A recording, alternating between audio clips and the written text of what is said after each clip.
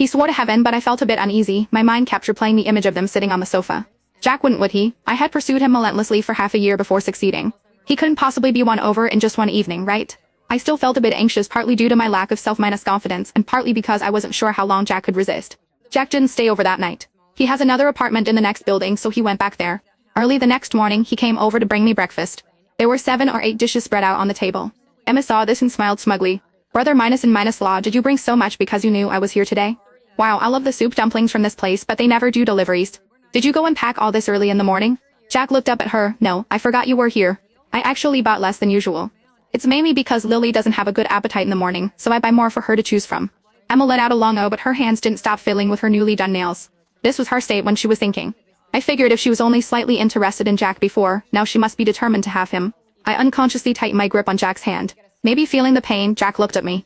I hurriedly apologized and left the table. In the evening when I got off work, they were again sitting on opposite ends of the sofa. When I came back, Jack got up to greet me. He whispered to me, doesn't your cousin have a job? Why is she here every day? Doesn't she have her own place? What's the deal with her always being at our place? I looked up at him and said if you add her on Snapchat she might leave us alone. His expression stiffened. After a moment he said, I just added her. She said she'd go home tomorrow if I did. I just said oh and went into the bedroom. Jack followed me in, hugging me and asking if I was angry. I just don't want to see her every day. I added her, but I can block her, you know. Look, I've already set her to do not disturb. As he spoke, he took out his phone and held it up to my face, trying to prove his innocence. I didn't say anything, but my disappointment must have been obvious because Jack held my hand and comforted me for a long time. At dinner, he kept trying to make conversation with me and piled food onto my plate.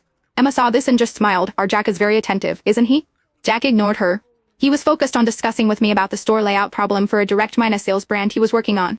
Emma deliberately made a noise at the dinner table to get our attention. When we looked at her, she smiled and said, oh my, you're talking about something I'm good at.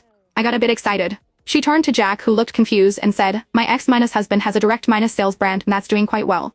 He has many channels that he could share with me. For Lily's sake, I could help you out. Then she went on to introduce the brand in detail. I could see that Jack was very tempted.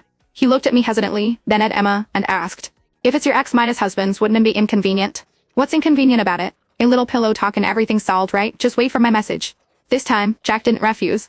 I knew his do not disturb setting for her would soon be turned off.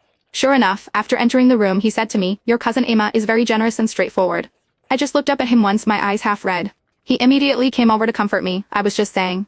How could I be interested in a woman who's still entangled with her ex-husband? Emma left my apartment the next day, and Jack didn't come back for several days. He said he was out of town for work because several direct minus sales stores were opening at the same time.